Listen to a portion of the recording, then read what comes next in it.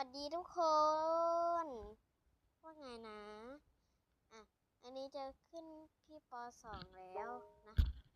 แล้วเพื่อนเราก็จะขึ้นป .2 แล้วด้วยใครอยู่ป .2 พิมพ์มาหน่อยใครอยู่ป .1 พิมพ์มาหน่อยใครอยู่ป .3 พิมพ์มาหน่อยใครอยู่ป .4 พิมพ์มาหน่อยจนถึงป .6 นะได้เข้าค่ายลูกเสือแล้วตอนนี้